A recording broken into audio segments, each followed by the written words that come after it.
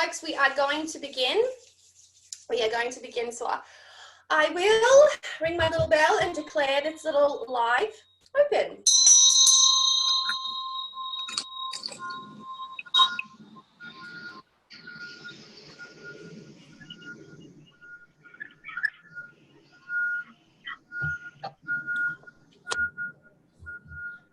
That was nice, wasn't it?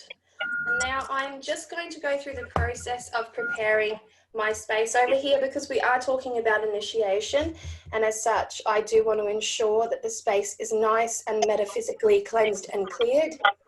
To do so, it's a delicate time of the year, and as such a time where the veil thins, or at least it begins to thin.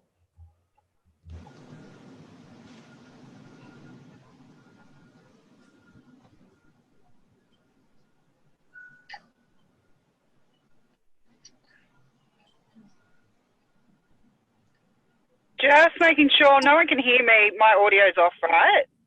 I hear you. Oh, bugger. Okay, so I've got to work out how to turn the audio off so I can still hear you. Sorry, I'm just about to start driving. Sorry to interrupt your smudging, Avalon. But nice to be here, ladies. I've got to get back on the road, so I'll just be listening in.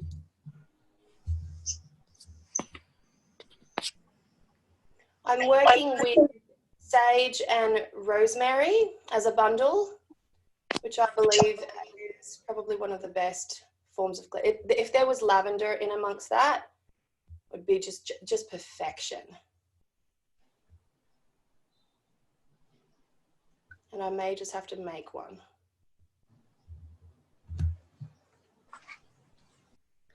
This is Palo Santo.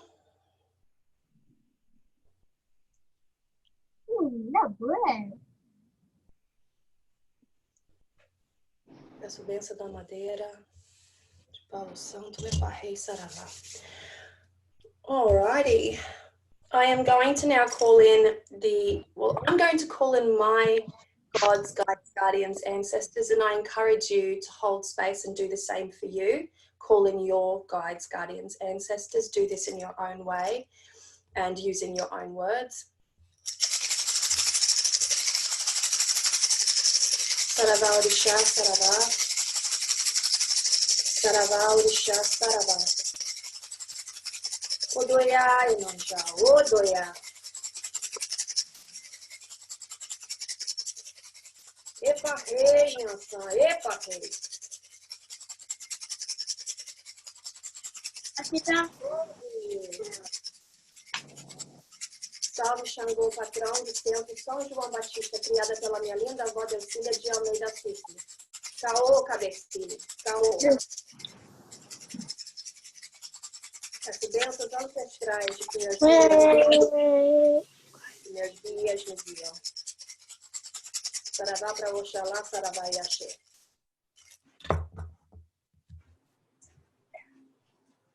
Tô bem quiet.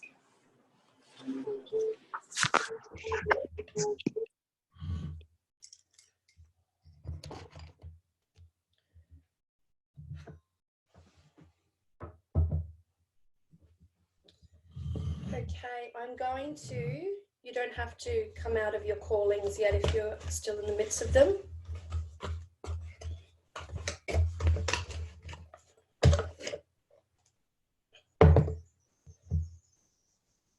That's delightful.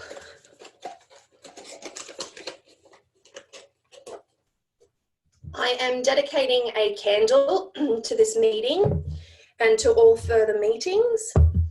I have my working witch's candle, coven candles back there. I've got a few candles lit at the moment, but I wanted to dedicate one specifically for this exact meeting and for all further meetings.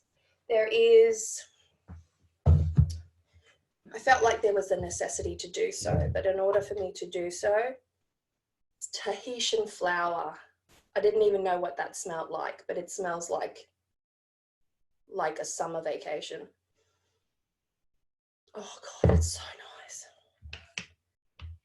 Okay, no, you're not going to do it like that. Fair enough. Okay, I'm just going to prime it.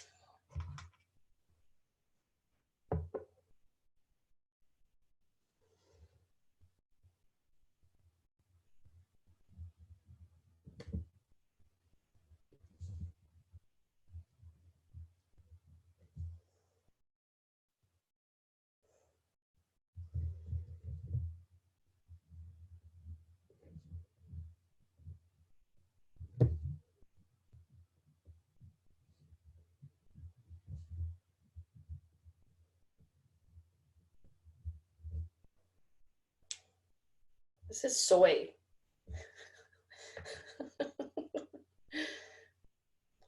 I have not carved into soy for the longest time. Oh, it smells so good.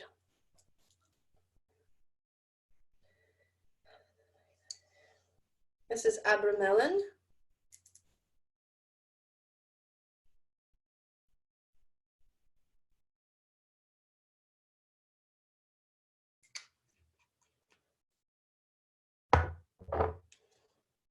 This is Van Van.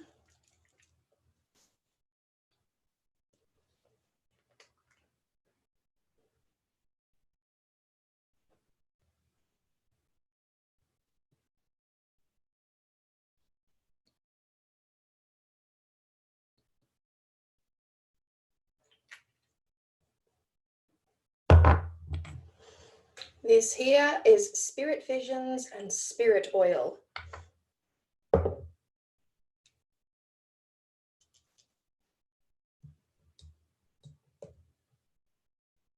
Oh.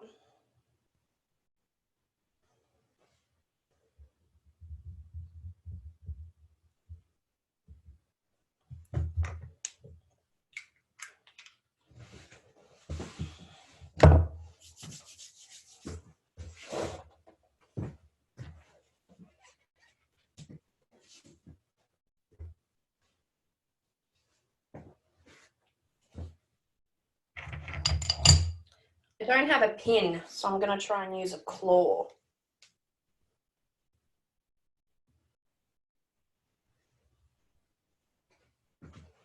See how that works.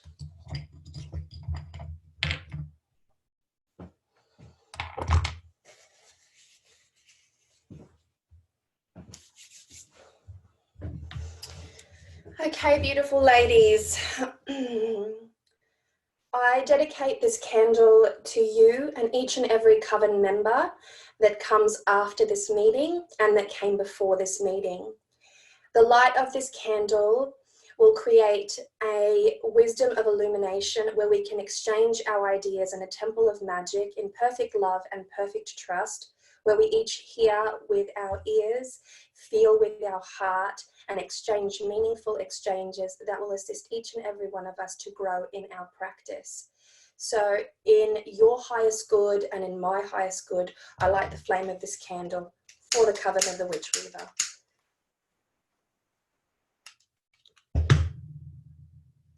Yay! So we have a nice Coven candle lit, nice Coven communication, Coven gathering candle. I don't know, it's so important. It's so important to have. All right. We are here to discuss initiation, 9-day sacrifice to Odin, and all the magical things that this sacred time of the year tends to bring to the forefront of our mind as both witches and Coven members. And so I wanted to create an opportunity for anyone with questions to ask those questions here freely and openly, and for me to be able to answer any of the questions that you might have. And also, if you need some kind of clarity or are just wanting to exchange ideas pertaining to either the 9-day sacrifice and or the initiation itself. Now, I will leave the question asking to you, and if you don't have any brewing questions, then we can talk a little bit about how we can deepen our workings with the runes, particularly the 3 runes that we use as part of the 9-day sacrifice, and also how we can approach initiation and the preparation for initiation with a really magical mindset. So please, by all means, if you have a question, now is the time to ask it, and I will happily answer that question.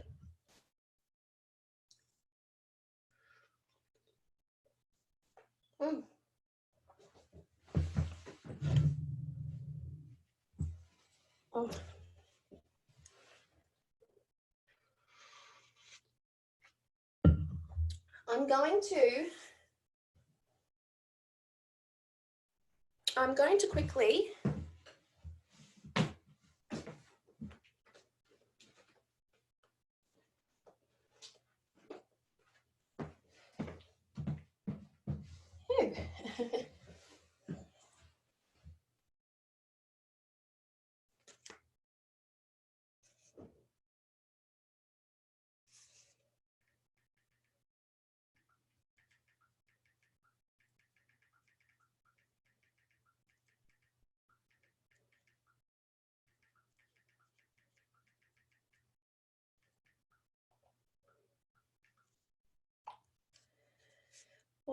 Alrighty.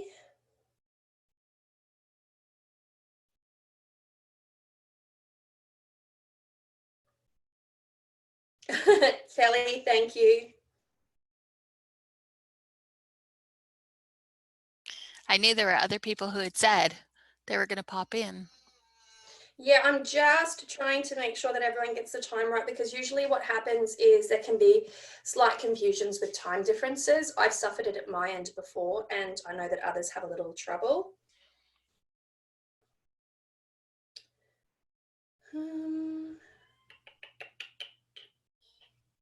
Where was I going with this? I had this idea.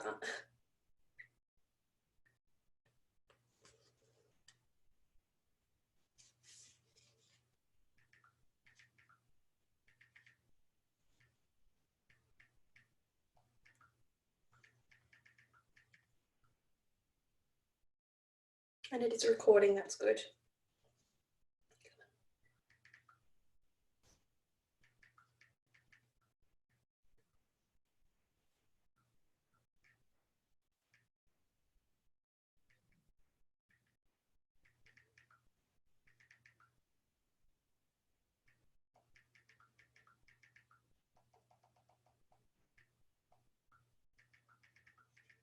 Alrighty.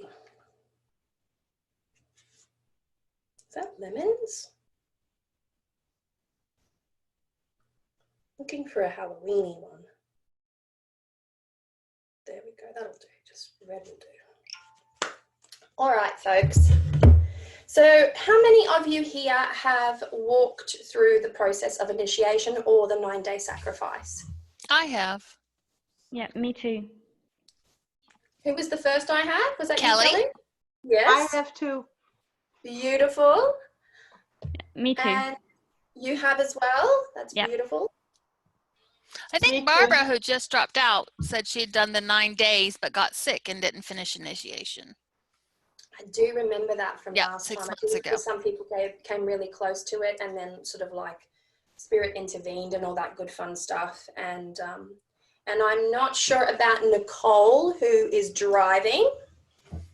So we're going to talk a little bit about the start of the 9-day sacrifice to Odin, and how each and every time, for those of you who have done it before, you've all done the 9-day? Yes. Yes. Yes. So this would be a great time, because this is being recorded for those who couldn't make it.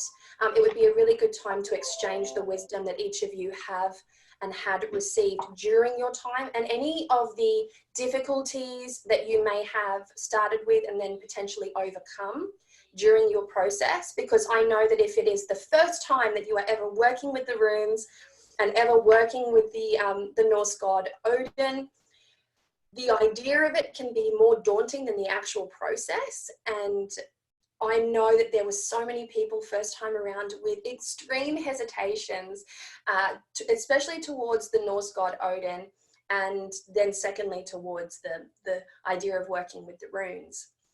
And so I would like to, maybe I'll start with you, Kelly. I'm not picking on anyone for any particular reason. You're just at the very top of my screen of what I'm looking at right now. So if you would like to share a little bit about your experiences approaching the 9-day sacrifice, some of the hesitations that you may have had to begin with, and then how you moved through it and it turned out to be what it was for you. Well, I had never done a guided meditation like that, journeying before. So I think I did the one you had done where you go in and you had the water to choose the water to scry, or the piece of obsidian mirror to get you ready for it. And that was and that's where I found my first rune. The obsidian mirror was shaped like Urus. And then I chose 2 more, did the first journey to Odin, met Odin, and I'm like, oh, these are the 3 runes I'm working with. And he's like, no. And he holds out his hand and he has my runes that Ariel had sent to me. And Urus was there and 2 different ones. He's like, no, these are the 3 you are working with, which was, you know, a bit shocking to me.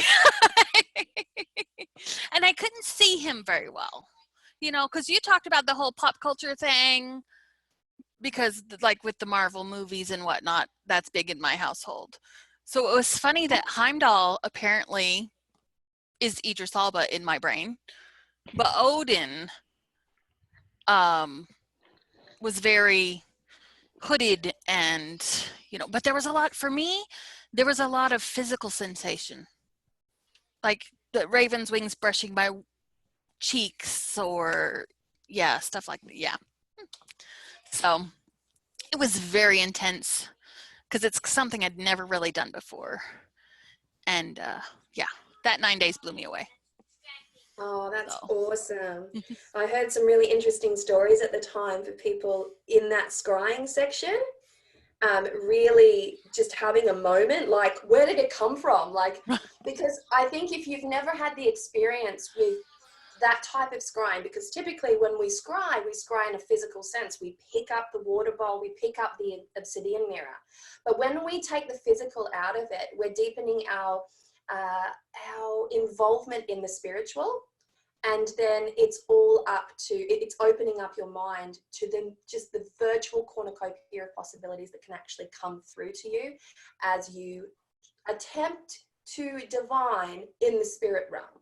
So it is, I loved hearing the stories that came through to people, and it was such a unique thing to hear how each person had a really unique experience one to the other. Some could see Odin like perfectly and they're like, wow, he was nothing like I thought that he would be. Others were like, I couldn't see him at all. I just couldn't see him at all, but I got my runes. And then each person had a different type of experience, and each one equally as valid as the other.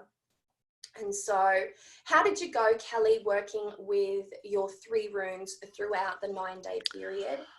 And also, like, we ask for a sacrifice. I don't ask for it, but a sacrifice is usually put forth. Did you have a challenge determining what your sacrifice would be? And then how did that sort of translate into your selection of the runes? No, I sacrificed sugar for health reasons. And but made sure that this time, like, I didn't sacrifice sugar and processed foods at the same time, just sugar, to make it a little bit easier, which wasn't easy at all. Coming down to it, it's not actually easy. It's never easy. Right. But then the 3 runes, one of my favorite things was finding the videos that you had linked about the Guldir. If I said that right, yes. Going and sitting out on my back porch and just chanting the runes, deep, high voice all over. And I noticed that for the 3 days that I did each rune manifested themselves in my life in some way. And it wasn't until I was almost done that I was like, wait, that just happened, and that's all about this rune I'm studying. That's beautiful. And this is why we journal. This is exactly right. why we journal. Just simple journaling about your day is going to help you to piece together the little puzzles and to see exactly how the runes move through your day to day. And then by the end, you have a much more reflective surface upon which you can sort of see that puzzle in a bit more of a completed state. It's really positive to journal, full stop. I'm a big believer of journaling. Micro journaling, macro journaling, but definitely when we're engaging in any kind of ritual experience that spans across a couple of days, as is often the case with a 9-day sacrifice. We've got 9 days that we're going to be immersing ourselves, and in a completely new world for many people, that is. And so journaling through that process, the tiny little things, the cravings, the dreams that you have, the natural inclinations. Do you pick up on any unusual smells? Do you see the rune that you're working with repeated out in nature? Do you see it in structures of buildings? Do you see it in cracks in the pavement? And so you start to read the world in a really beautiful omen style approach, where just everything could, in essence, trigger that connection with the runes. And that, I think, is why the runes are so uniquely potent in their way, specifically in their own cultural landscape.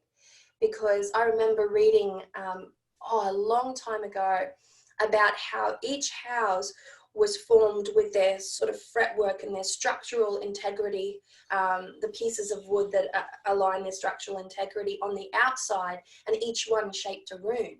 And I found that, and that was incorporated into the natural cultural buildings in particular areas in Scandinavia, and I found that to be absolutely fascinating. So the runes can really sort of speak to you in that context, and you know that in itself is a really beautiful thing.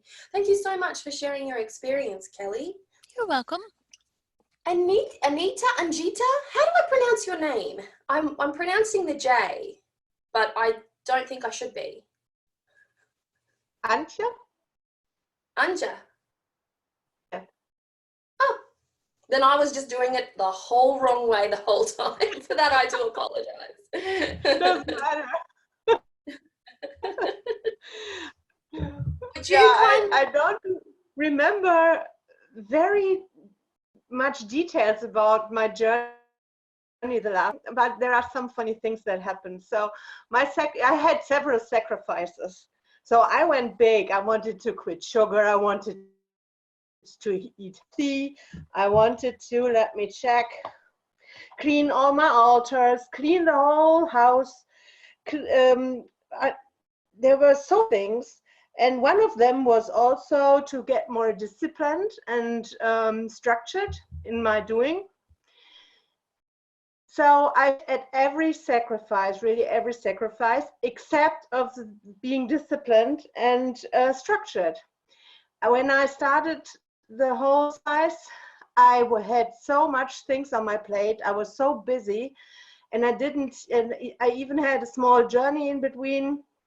I had to prepare for a competition in Scottish drumming and things like that. So I was really busy, and from my heart I wanted to do that, but my head said you don't have the time for it. So the night before I started, picked up my card deck. I bet you know this one, the Viking Oracle, and there are also goddesses and gods in it, and there are runes in it. And I said to Odin, okay, Odin, if you think that this is the right time, then you give me 3 runes, nothing else. No goddess, God, 3 runes. And I got 3 runes. So I got started. And whatever happened within these 9 days, and in the ritual itself, I really was disciplined and structured, and I did it no matter what, even late at night. And in the ritual, even then I got tested because the fire alarm went off. And I have to say, I started the ritual, I don't know, around 11 o'clock at night. And I went on till 3 o'clock in the morning. My husband had to go to bed early. And the fire alarm went off because of the ritual in between at night or something like that. The cat was always meowing in front of the door. The whole process, but on and on and on. And I made it. So and the ritual was really amazing. It was relatively easy to picture everything and to visualize everything. Yeah, and I loved it. I really loved it, and I was so high afterwards. And I'm 100% sure there were so many spirits in here. It was really interesting. I really loved it. Yeah. So, I love that. I love the levity after a really good ritual. You always feel so, yay! It's a good time to eat some root vegetables. That's beautiful. So good. Thank you so much. And remind me once again to ask you how to pronounce your name in future. It's Anja. Anja? Ankia. Ankia. Yeah. Ankia. I'm writing it down.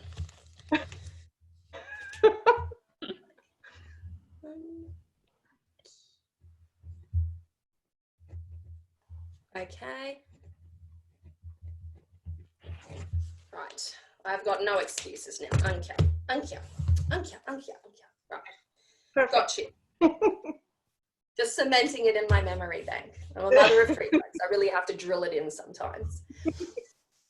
Amelia, Amelia. There's an accent on your E. Yeah, because normally it's pronounced Amelia, the French way. But yeah, I always say Amelia when I'm talking English. It's easier. Oh, beautiful. And it's French? I'm French speaking, yeah. Oh, beautiful.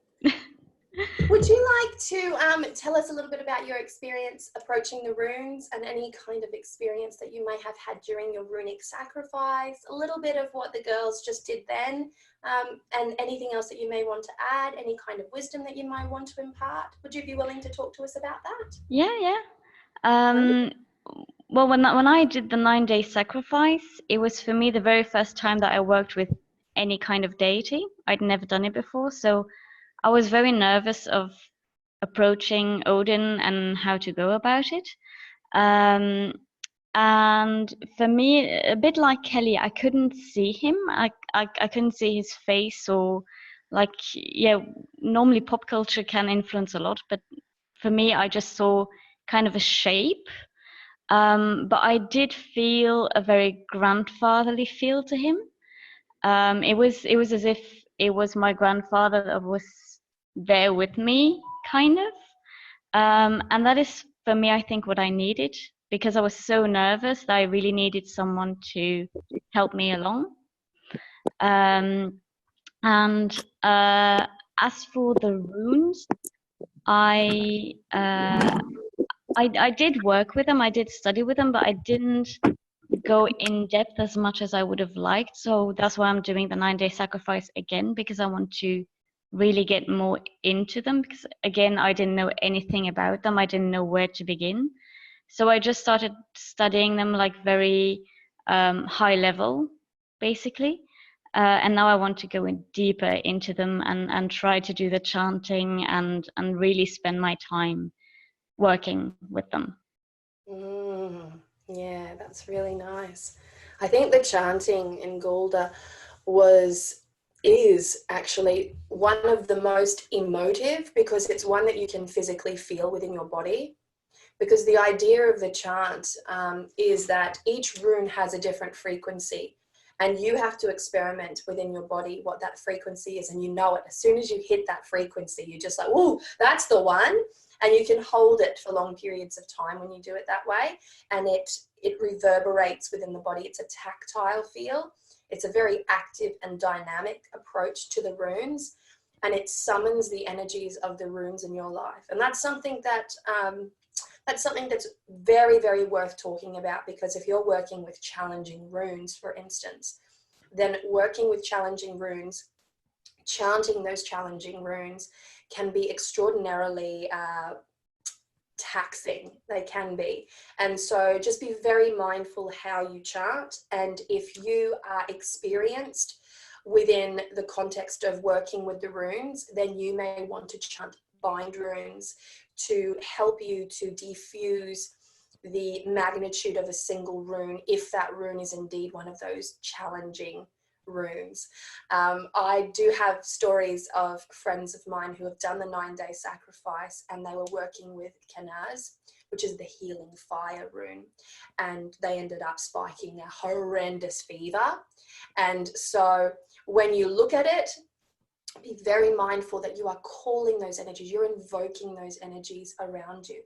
So when you do, set the intention before you do start the chant, to ensure that you are here as a teacher, an open vessel, and that, you know, the experience happens to you in a way that you are capable of handling, and that does not intercede in the flow of your natural life. And so at times, if you're really good with your wording, you can ensure that the situations that unfold and the lessons that unfold do so on an unconscious or even dreamlike state. Or if you give yourself the opportunity to spirit walk during the 9-day sacrifice, you can also go into that 9-day spirit walking session, experiencing the magic of the runes in that Gulda state. Things to consider. Things to consider.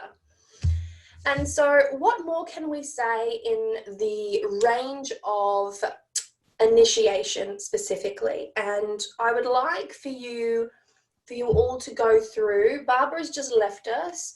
Liz, I think might be listening to us. Nicole may not be able to talk to us. And so for those who can and are present and can do so, may I ask each of you to share some pieces of meaningful wisdom to help those who are initiating for the first time. Now, you may take your time thinking about this, have a deep breath, cleanse, do all those kind of good fun things, and just sit with it and share it a little bit while I put some sacred temple incense on our candle. I think the most important thing is to just go with it, just let everything happen and go with the flow, and don't try to stop anything from happening. Just let it all happen to you, and yeah, just live in the moment. Beautifully said. I think control is definitely one of those aspects within ritual that you need to be prepared to relinquish, because ritual space is spirit space, and therefore anything to do with spirit is wildly unpredictable. The more time you have within your life to work with spirit, to be a spirit walker, a path worker, to talk to deity, to interact with ancestors, like there's many ways to approach the spirit world. The more you do that, the more you understand how truly unpredictable it is. And so going in there with the intention to be safe, first and foremost, and to be, to be guided. And they are really the two types of intentions that one walks into a ritual space with, to be safe and to be guided. And within that context, you'll brush up against lots of different sensations and feelings, and your heart might race a little bit at times, and you might feel a little bit woo-woo in the moment, but you come out of that safe and guided. My voice is with you all the way through the ritual, and then I leave you to your devices to mellow afterwards. And so definitely like just trust the process. And we've had so many witches walk through this process as well, and they've come out feeling absolutely elated. The way they come in, they're transformed in the way they come out. And so there's many, many, many positive, genuinely magical experiences to cultivate throughout this process. And if you ask those who have initiated, each one's going to have a really awesome story to tell you about how it feels to walk the path of initiation and to be in that magical mindset. Barbara's back with us. I wanted to talk to Barbara. I don't know, for some reason it keeps cutting out on me. I don't know. Everything goes black and then I have to come back in. Don't worry about it. Don't worry. I understand. I have terrible reception most times in my life. I live off grid in southern Tasmania, so that the fact that I get better reception than I did when I was in Cairns is like, it baffles me. But Australian internet's not very good. Now, Barbara, we were talking about you just before, actually, in the sense of Kelly was mentioning that you were the one that did the 9-day sacrifice, but then you weren't able to do the initiation. And so would you like to talk about any of the experiences that you had in either the 9-day sacrifice, or like what are your thoughts coming into initiation? Okay, it all cut out there for a second, so I didn't really hear what you said, but That's all right. I'm happy to repeat myself. Kelly was mentioning that you did your 9-day sacrifice, but you weren't able to do the initiation last time. Yeah. And so I wanted to ask you about your personal 9-day sacrifice and also some of the thoughts and feelings that you have coming into initiation. We've lost her? Yeah, I think we lost her. Can you guys hear me? Yes. Can you hear me? Okay. Yeah, I was on a train last year during the sacrifice. I did 2 days on the train there, and then on the way home I had a couple more days. But when I did the journeys, it was very difficult at the very beginning because I was on the train. It was kind of hard. I didn't actually see anything or anything. Hey, stop that. That's not nice. I didn't see anything. And I just felt stuff. And then when I got to Seattle, well, actually on the way, I saw tons of ravens like everywhere. Saw a bald eagle. And then when we got to Seattle, I saw like 8 more bald eagles. So it was definitely like signs that he was sending me, which was really cool. But I actually did pretty good with my sacrifice, which was drink no soda, because I'm like totally addicted to soda. And I totally expected to have like headaches the whole time, because every other time I've tried to stop drinking sodas, I'd get like worse headaches, you know, the soda withdrawal and caffeine withdrawal, but I didn't have any of that. The second time I did a journey, I kind of saw him a little bit. It was kind of like his face on the back of my eyelids, and like when you have your eyes closed and you kind of see like a image on the back of your eyelids, it was kind of like that. And his face was changing between his face and birds. I assume they were ravens. It could have been something else, but that was pretty cool. No, oh.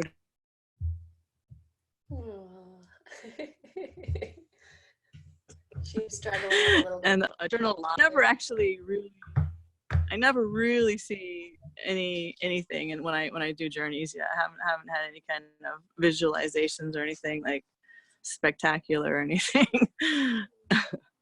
And then I was sick during that whole time too. I had a terrible cough, and the cough didn't go away until like almost a whole month. I had that cough, so that was the main reason why I didn't initiate, is because I was so sick. So, but other than that, yeah, it definitely wasn't the right time. So this time I'm doing it. I'm going to do it on the 10th. So I'm going to start my sacrifice on the 1st. So the 10th of October, of course, in Pacific time. So I guess the 11th for you. Hey, don't hit me. Hey. That's really nice. Hello, sweetie. Yeah. Hi. Can you say hi? Hi. Hi. Yeah, there's a bunch of people. See, there's more people over here. Okay, that's enough. Go play with your toys so I can talk. I'm not playing. You're not playing now? He wants me to spray water at him. Oh my goodness. He wants me to water the plants so he can get wet. Yeah. He's just turned 5, so. Oh, that's a fun age. But he's a good, yeah. And I only have one, so at least there's that. Nobody let me play. So I'm excited to do it all again and do the actual initiation. But I'm pretty much all prepared for the initiation because I was prepared last time. So, you know, I made my oil and my incense already last time. Good to go. Yeah. Yeah. I recently published the roadmap to initiation. It took me a little while to dig through to find it because I don't know if you guys have noticed as of yet, but Patreon is really disorganized. Like It doesn't help you to find what you need. It doesn't help you to create what it is that you need. So just so that you know, I am in the process of going into a web designer to build a space where we can do this in a much nicer way and everything can be catalogued nicely so that it can be followed through. So I won't have to use the clunky Patreon feature.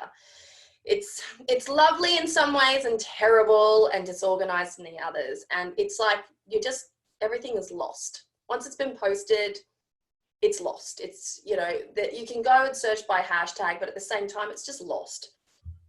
And they make it a terrible job of managing things from the app. I move around a lot. I'm not always in front of my computer, so I do rely on really robust applications to assist me to do what I need to do.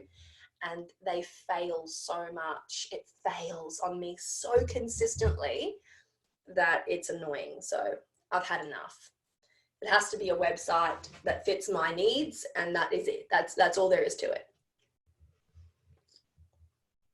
So, what can we talk about that will help others in their initiation process? So, I'm just going to go through and pull up the post on the roadmap to initiation.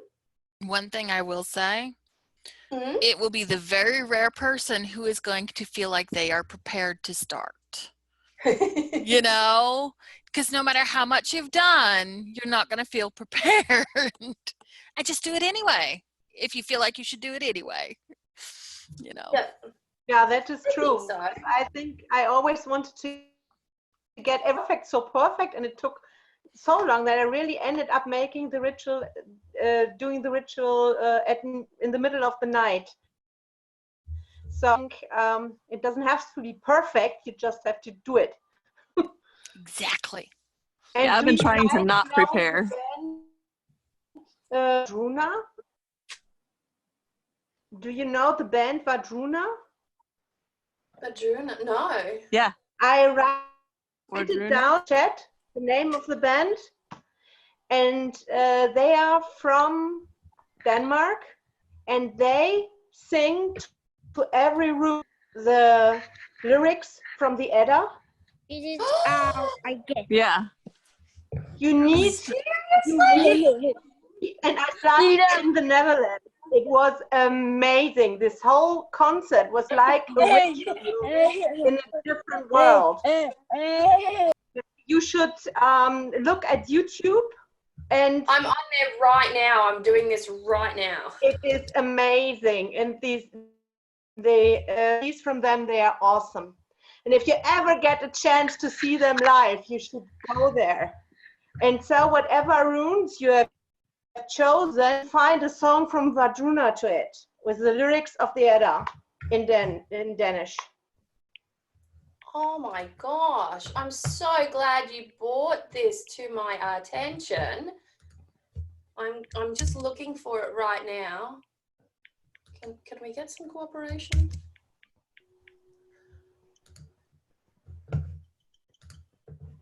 Oh, I think I found it. Okay, there's heaps of videos, so I'm not really sure which. The TV series Vikings? Yeah? Yeah. Nick there is from Vadruna and from Einar Selvik, who is the singer of them. Oh my gosh. Which of the songs would you recommend? Because I can see here Feyu. You find a song every room. So I have all 3 CDs. There are 3 CDs. Oh my gosh. And you find a song to every room. They have a playlist for Yggdrasil. Oh my gosh. And my favorite song is Hellwegen. Gold. Just gold. This is the best thing you've ever shared. And on the 3rd day of every rune, I was listening to that music and dancing to it. Where should I post this? Where do you think would be the best place to post this? In the Facebook group or in the Patreon space? I would do in both. That's a good idea. Yeah, both. Video. This is really, really powerful music. I don't know any other music who is like that.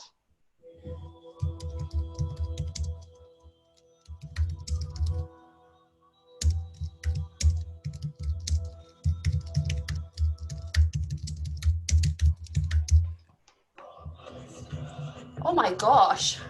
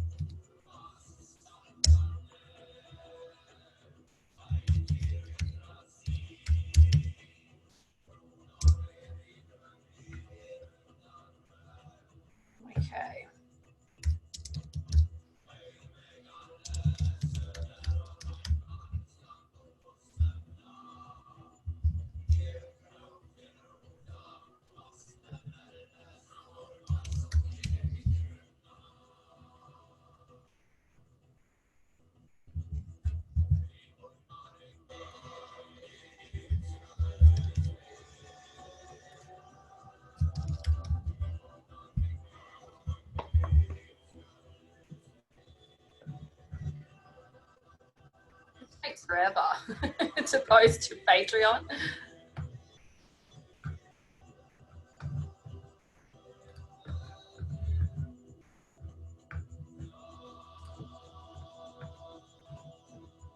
If anyone has any other beautiful music recommendations, now would be the time to harvest them and post them on the Coven Facebook page.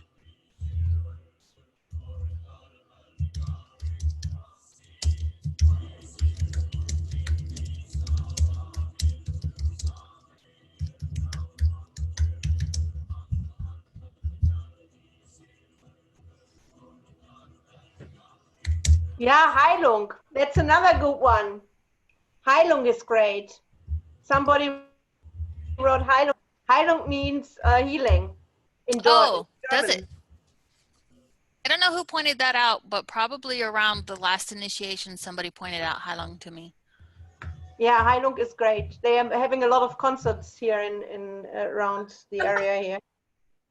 I thought it was another person playing the music. I was like, it's cool, but then I realized it was me. My bad, folks. My bad. I do apologize. I didn't even notice. I'm trying to tag you. Oh yeah, there's another one, Scout.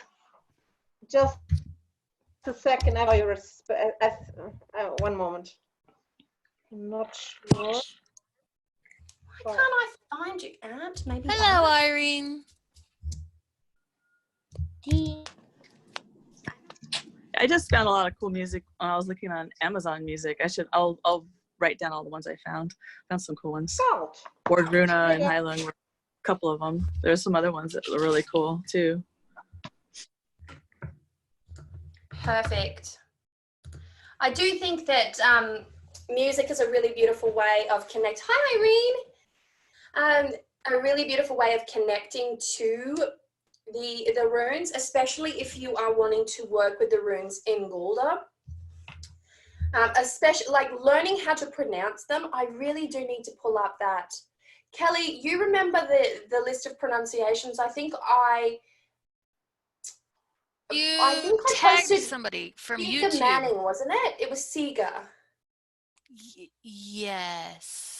I'm going to have to repost those because they are super, super helpful to learn the pronunciation. Sega was, in fact, writing a book at the time. She decided that she wasn't going to publish it because video was her medium.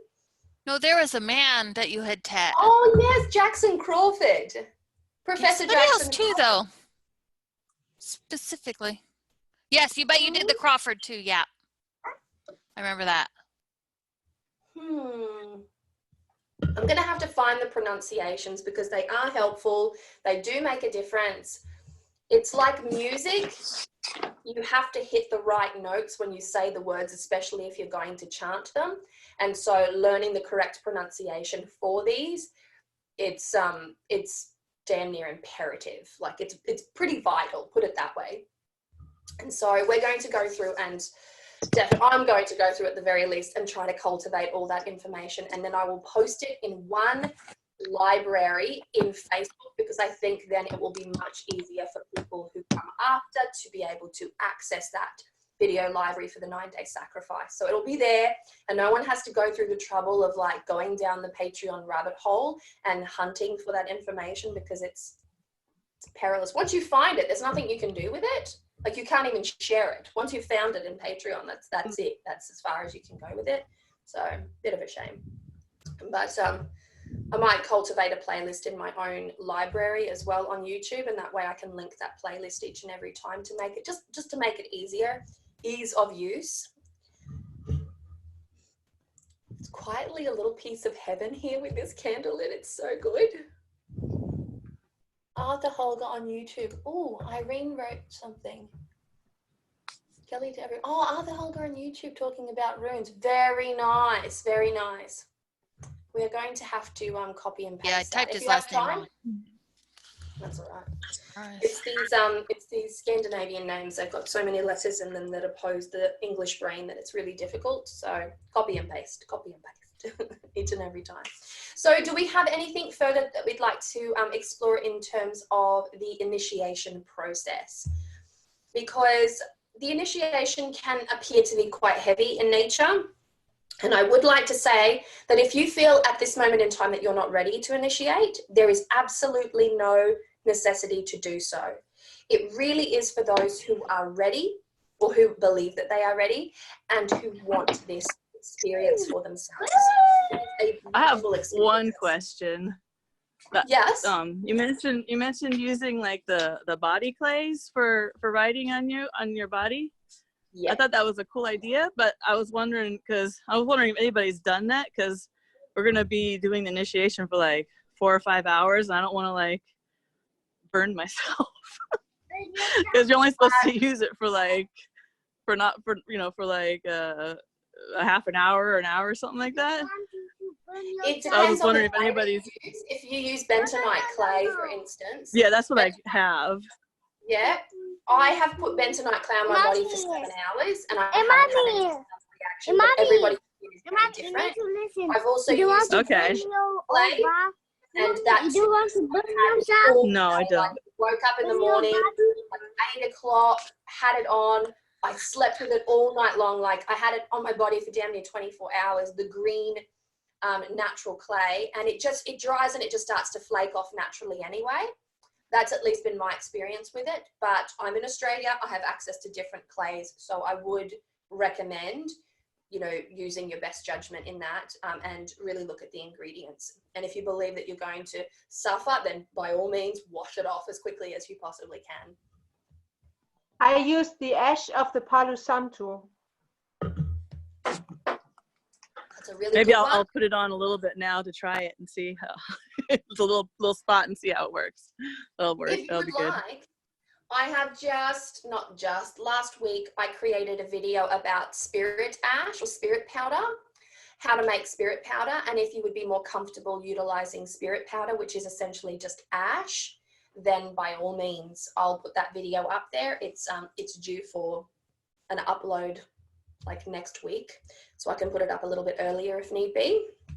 And that will be helpful for anyone who wants to go through the process of using spirit ash, because you've got a little bit more control over it.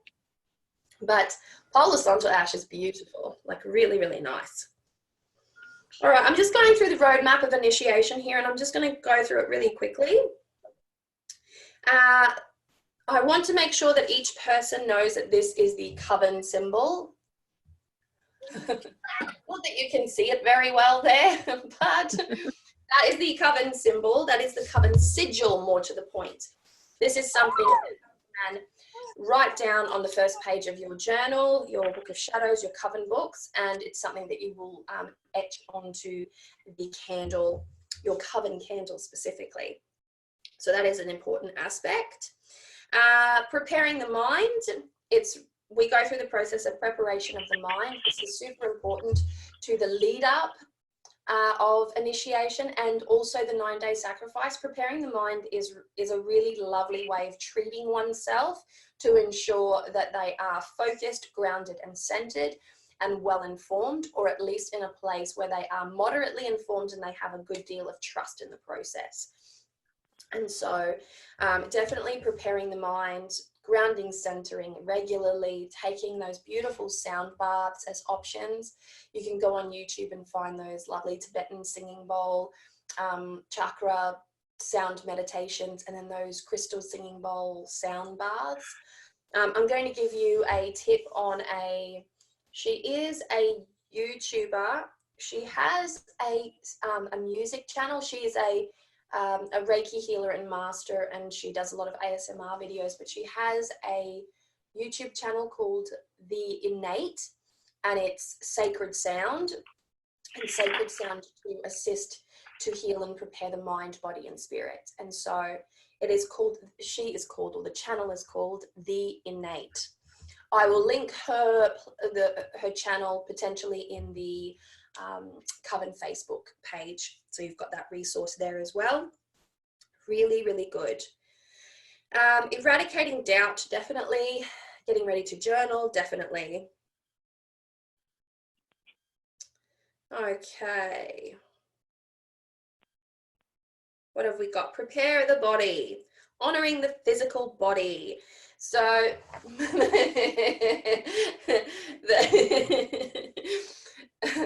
this one, it creates the fuss because there is no sort of vanity maintenance of the body that happens prior to initiation, and it can make people super uncomfortable. I remember my coven up north, I had a bit of a beauty queen there, really, really wonderful woman, but very, very vain in her own beautiful way. And when she's like, so not even the bikini line? And I'm like, just release it for just a couple of days. Like that was it. So that was a couple of days. Oh, she had a hard time with it. But then on the day of initiation, she goes, I feel so free. And I thought, see, like we all need to just experience this, you know, every so often to, you know, just to return to that place of that natural state from time to time. And, you know, to be perfectly honest, you don't return to your natural state in like a week. You know, even in a month, you won't return to your natural state if you are if you're a regular groomer of the body and all the other bits and pieces, right? So that is something to talk about a little bit, is the, you know, it's the way that we look at our body during the initiation process and how we seek to honor the sacred body. And for many people, when they come out of the 9-day sacrifice, they, believe it or not, most of the time, what you'll find is people sacrificing something in the physical. I've done it before. I've sacrificed biting my fingernails. I've sacrificed sugar. I've sacrificed processed foods. I've really focused on the physical to work within the context of my physical body, to help to honor my physical body.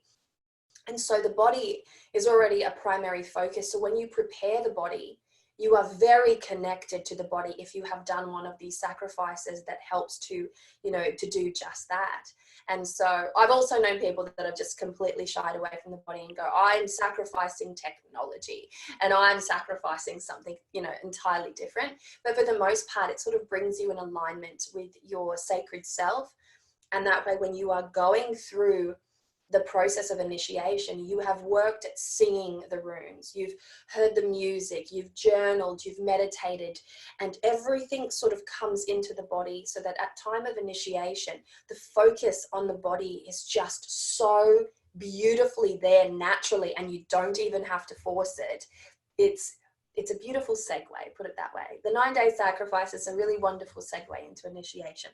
But preparing the body, again, one of those things that requires the wild woman mindset, the primal brain, if you will. And if it helps for you to reconcile the loss of vanity for that period of time with connecting to your root chakra, which is your primal self and your survival instincts and your wild nature, then by all means, connect with that root chakra, work with the garnet stone, work with bloodstone.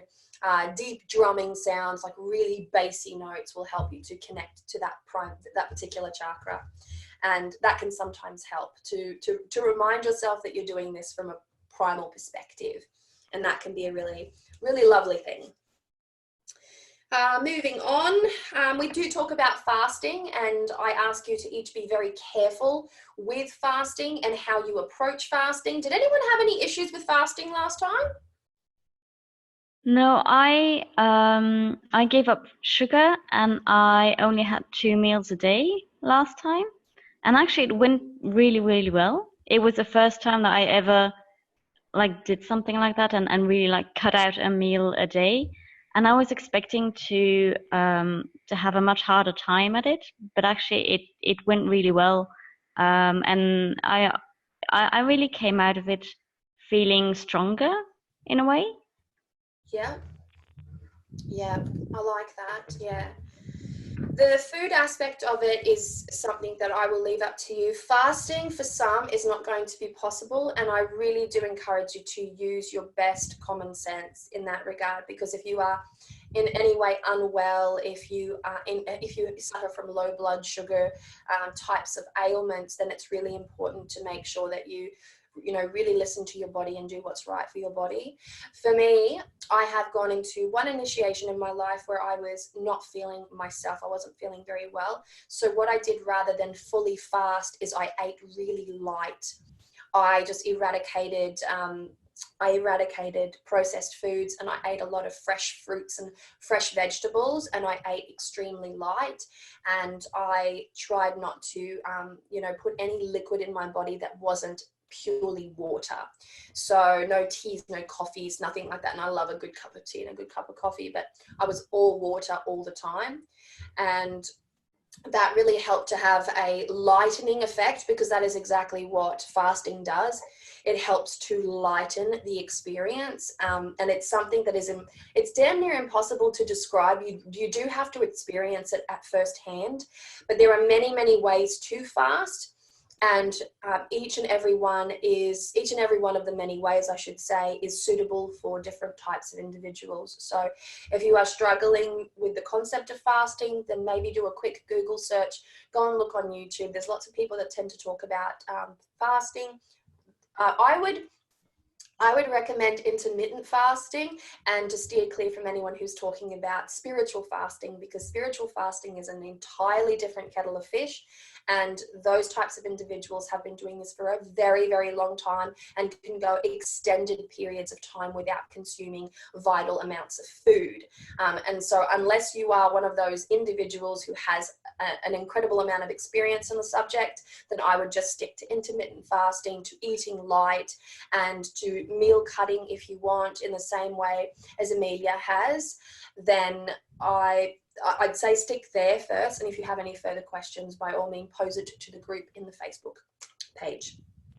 So fasting, we've covered that, right? Does anyone want to bring up anything about what foods they used last time that were really helpful, either for preparing for the body or for afterwards when you were going through the process of grounding and centering? I'm a big fan of smoothies. Me too. I enjoy them a lot. All right. Can you hear me? Preparation of spirit. Yes, I hear something. Can you hear me? Yes, I hear something. Okay. This is Belladonna, and I just can't get on. I'm trying so hard to get on video, and I just can't do it. I could, on my camera at home, I did. Okay, I'm going to try again. Hi. Hi. Oh, I can see you. Thank you. We're talking about last year's food. Is that what we're talking about? Yes, we okay, certainly so are. I wasn't with you last year, but this year I'm going to have a baked potato and with sour cream and butter. And I have not eaten since yesterday, since last night. Yeah, I'm good. Wow. Hello, everybody. Hi. I'm so excited. Belladonna, now that you're here, is there anything that you would like to say about your 9-day sacrifice to Odin? My 9-day sacrifice was cappuccino, because I am a cappuccino freak. So, and I have this gorgeous, sexy machine, and I love to use it all the time. So it's killing me. I cannot wait to have a cup of cappuccino. But I gave up chocolate too, and that was easy. And I think I'm going to still keep up with it. Ah, very nice, very nice. Yeah, I'm planning a major shift personally this time around. I'll declare it on the day because I'm not sacrificing until the 30th. But I'm excited. I'm always excited, and I always feel, and I don't know if anyone else feels this way, but I always feel that when I make a sacrifice in a very spiritual sense, like I'm making the sacrifice to the Norse god Odin, and I respect the realm of the gods. That's the way that I have been brought up, to respect the realm of the gods. So I am so going to stick to that. Whereas if I make some kind of a statement in my personal life going, I'm just not going to have any chocolate, by the afternoon, there's chocolate in my hand. By that afternoon, I am a Taurus with no resolve in that department. Having said that, I can quit a habit very quickly.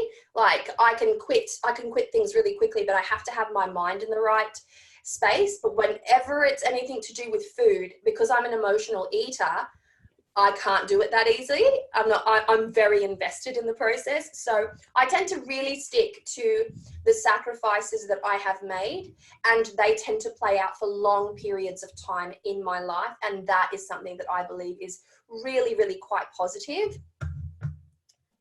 Amelia? Oh, I'm going to head off to okay. Thank I you need for to go to bed. Thank you for joining us, lovely. Your wisdom and your thoughts. Bye. Bye-bye. Bye. Good night. All right, we're almost an hour and a half in, so we've got 10 minutes to go to cover anything else that we feel would be vital for anybody coming into this experience for the first time. So if you have any thoughts, by all means, speak out your thoughts. I'm going to keep going through the list otherwise.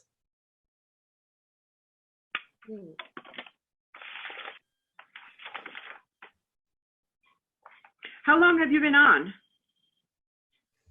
Since about 10 past 9.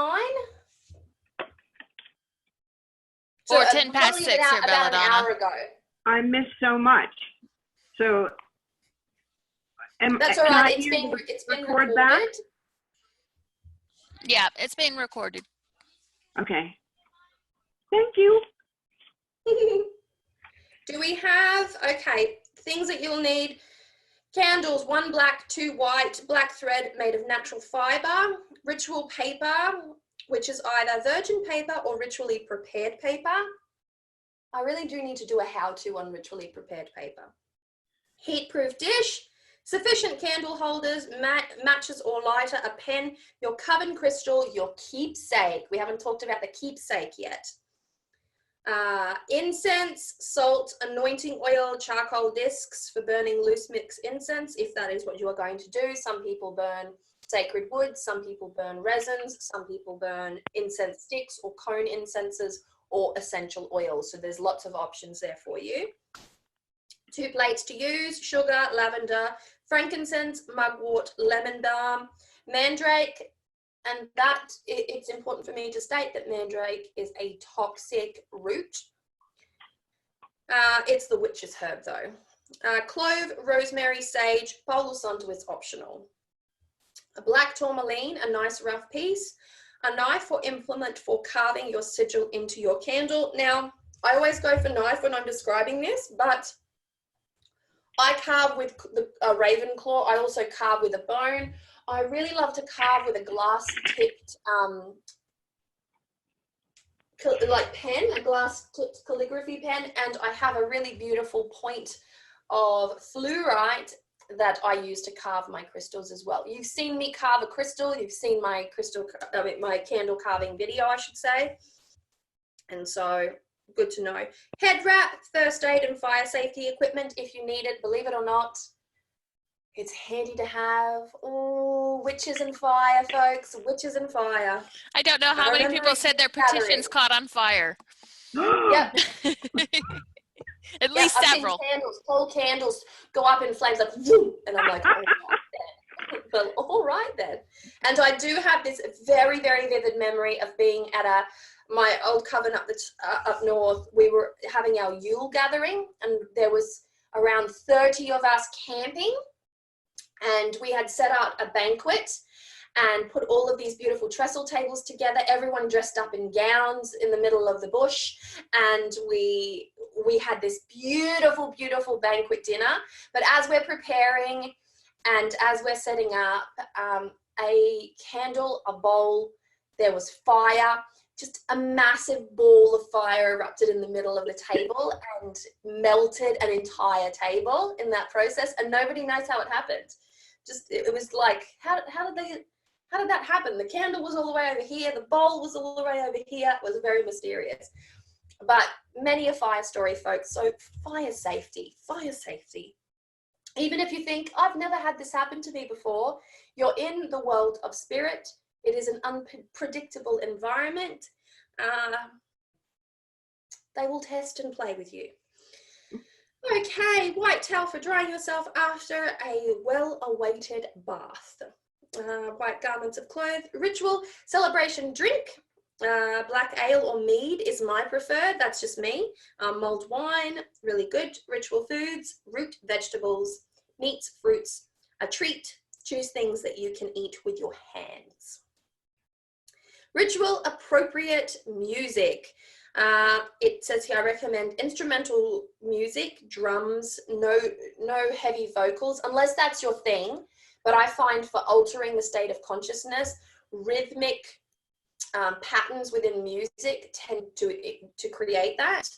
From a shamanistic perspective, the drum beat, it can take you into upper, middle, and lower world if you've got more tribal kinds of sounds going on around you, less vocalized noises, less people are chanting in a kind of a way, as long as the chant, of course, is associated with what it is that you're doing, which is initiating. You know, you've got options, put it that way, and just use your best judgment in that regard. I really love your idea of fire sounds in the background. You had the campfire sounds, and so what I did during the ritual, I put on YouTube and found me a video with campfire sounds. When I did it to you, I had still the campfire sound on from YouTube. It was pretty good.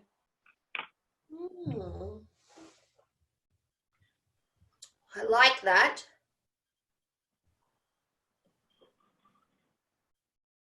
Okay. Assembling of sacred space. I'm sure you all know how to assemble a beautiful sacred space. But this is one thing that I would say to you is during the time of initiation, that's the time to go all out. That's the time to use every ounce of space you have in your area. Most of the time we sit there in quiet contemplation or in crafting mode or, you know, in some such way, and we stay to our surface. I'm not very good at staying to my surface. You can see I've got so much around me. I'm just not good at it. And so I have things spread out all over the house now, and it's just my way. But that's because I'm live in a very small space and it looks worse than it actually is. But use every ounce of space that you have at your disposal. Use the floor. Of course, fire safety candles on the floor. If there's carpet, God's sakes, please be careful, okay? And crystals and botanicals, flowers. Honestly, this is something that I love to do. If you were to see my altar right now, I have got so many flowers on it, so many flowers. Consider flowers and those types of beautiful botanicals as offerings to spirit, to your spirit guide, to your ancestors, to the guides, guardians, ancestors, and in my case, Orisha, that are going to watch over you during your initiation process. So make the space befitting that kind of temple environment and use your creativity. Use every ounce of witchy aesthetic that you have within you, then some more, to create that environment for yourself. And if you're the type of person that likes things clean and simple, then still go at this task with that clean and simple type of energy and use your space wisely and beautify in your own unique way. Is there anything else that I may have missed? I have a question. You said that you needed one black candle, two white. I have the black, I have the white. I have two white candles.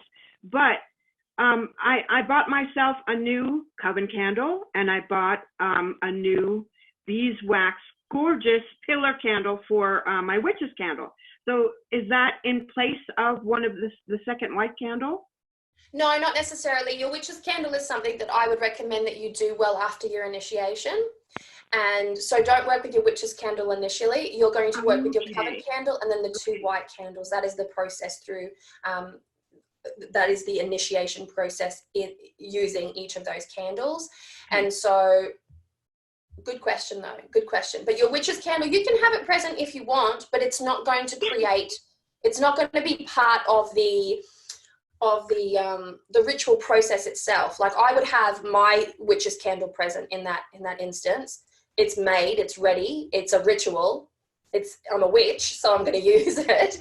But I wouldn't recommend making it on the day. At least make it before or after. But have it burning on your altar on the day if you want. Absolutely. It's half done. It's half done. I put my name, and I put a couple of words. So, you know, but there's much more I want to do to it, and I haven't scooped out the bottom, you know, or packed it. So you're saying don't use it now until after initiation. Well, I will leave that one up to you. If you haven't finished it, it's not ready, and you're not ready to use it just yet, then wait until after. You're initiated, then you can make your beautiful witch's candle. It feels different. Do you know what I mean? It feels a little bit different after your initiation process. That becomes the first working witch's candle that you make after an initiation, which gives it even more power. So the process is a little bit different. But if you're itching to do it, and I can understand why you would be, because hell, I would be as well.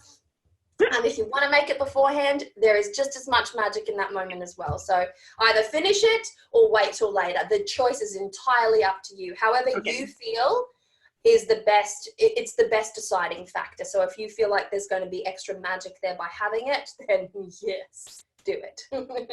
Okay. I don't want to confuse you. I want to leave it up to you.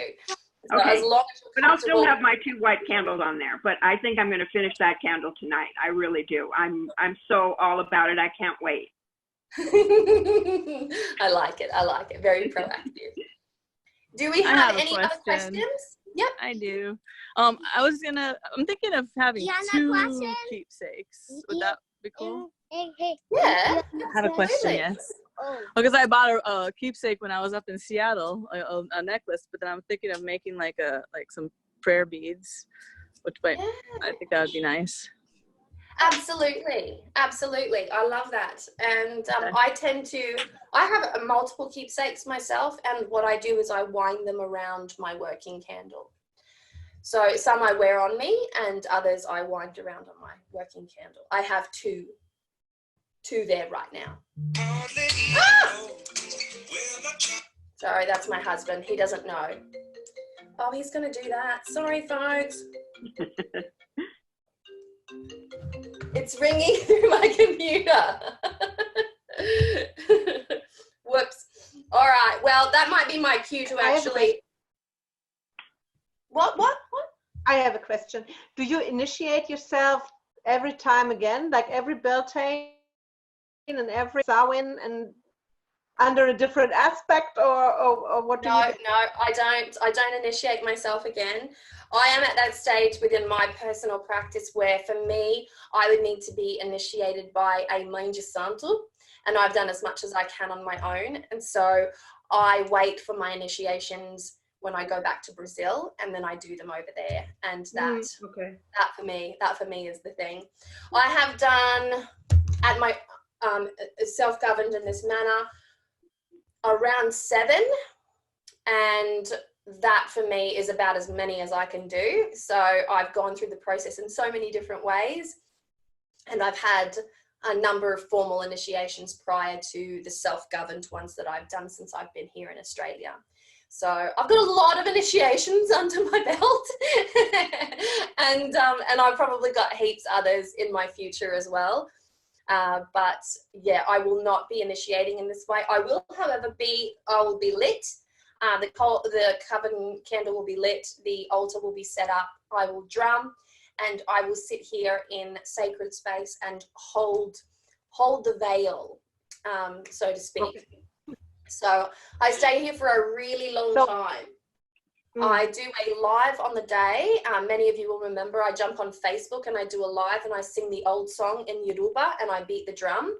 And that is one thing that I do. And then when I finish that video, I usually sit here and spend a great deal of time. I write down blessings and intentions. I burn them on the working candle. The coven candle is lit. I anoint it and I sit in prayer and I just hold prayer space for that veil experience so that each and every one of you are well guided through that process. And so I've got my own little thing going on over here. Do we have any other questions? Would it make sense then for me, like I initiated at Beltane, so I do the 9-day sacrifice instead? Yes, you do the 9-day sacrifice unless you want to. And there are those who have had the desire to initiate during Beltane and then again during Samhain. And that is totally, totally fine. You can do this initiation as many times as you like. It's just going to happen at different times of the year, so your experience is going to be slightly different. But if you've initiated once, that is enough. You do not need to do it again. And so it would be well advised for you to light your coven candle and to, you know, wish the blessings upon those who are initiating for the first time, to watch the Facebook space and just to give, you know, any wisdom and advice to anyone, because on the day, you know how the Facebook page, it fluxes with information, like people have last minute questions.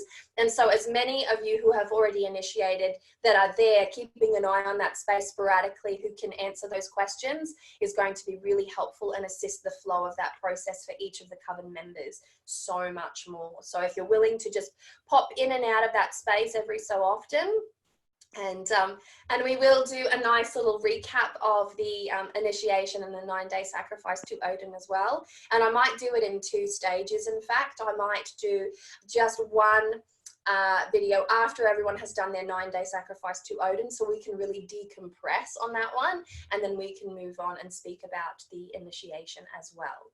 So, any questions? I have one more question. Oh, that's why we're here. Get them out. Yes. You said to not go on online after, you know, after the initiation for like a week, to not be on, you know, social media or whatever. But did I say a week? Come on to, yeah, you did. I'm such an extremist. I was just like, should we come on to, like, you know, say anything? Or no, my intention behind that was as follows, is that when you come out of initiation, you're really, really sensitive. Everything's very sensitive in a state. And so check your emails, yes. Answer the phone, yes. Check in on your coven space if you want to, just really sporadically, but just try to minimize the amount of electronic interference, because you're going to be really sensitive afterwards. Some people are more sensitive than others. Others are just like, yeah, I gave it 2 days and I was fine. And that's okay. Other people are like, I wasn't right. And so you've got so many different, you know, responses to that. But at the end of the day, you're spiritually open, and you know, and that in itself is a beautiful thing. In my culture, when you initiate, you can't leave your coven for 30 days. You can't eat with cutlery. You can't sleep on a bed. You have to sleep on a straw mat. Like, it's really intense. And when you leave, you have to leave with all of your ritual garb in white on.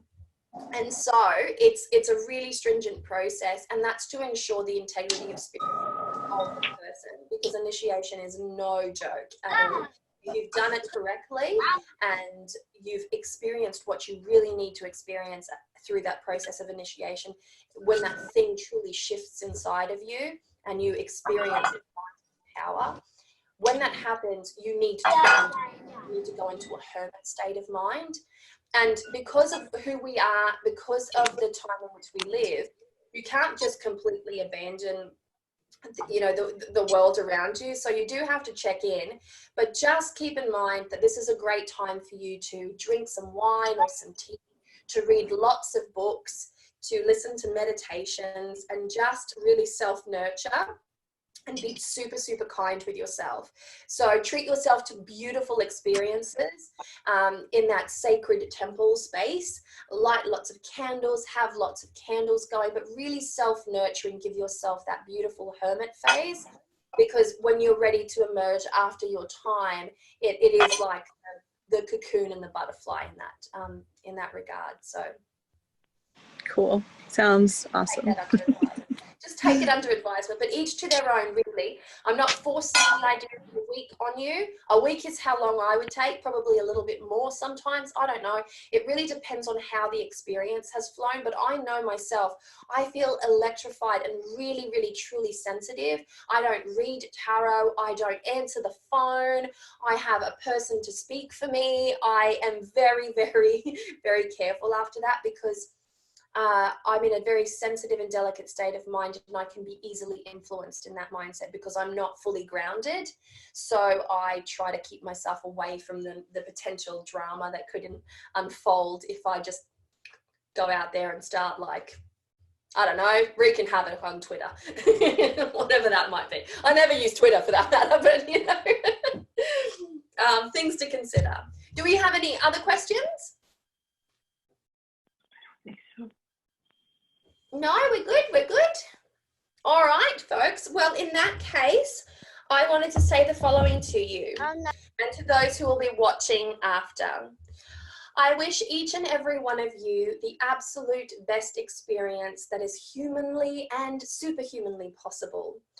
I hope that your 9-day sacrifice is felt in every fiber of your being in the most positive way, and that transformation is indeed your blessing. I wish strength, illumination, wisdom, and solid guidance for each and every one of you who are intending on walking the path of initiation for the first time, or even the second time, perhaps even the third. There might be some very enthusiastic individuals, who knows? And I hope that the experience brings to you the sanctuary of witchcraft, the power, the magic of what it means to be a witch, and what it means to call back that power of witch into your body, that power that exists in your lineage, in your blood, that power that sings inside of you each and every day, and for many people is unacknowledged. I hope that in that moment of initiation, you feel that flux of power return to your being, and that you honor that power and respect it and yourself and your coven members as you do so. So with all of that said and done, I wish you the absolute best experiences possible, and wishing you so much love, luck, peace and joy. May you each converse amongst yourselves and exchange ideas, exchange wisdoms, show support, encourage, guide, and let's see how everyone goes by the end of this beautiful sacred season of initiation during the season of the witch. So with all of that said, I will extinguish, that's not a word, extinguish the coven candle. And oh God, that smells so, so damn good. And I'm going to ring my little bell as well.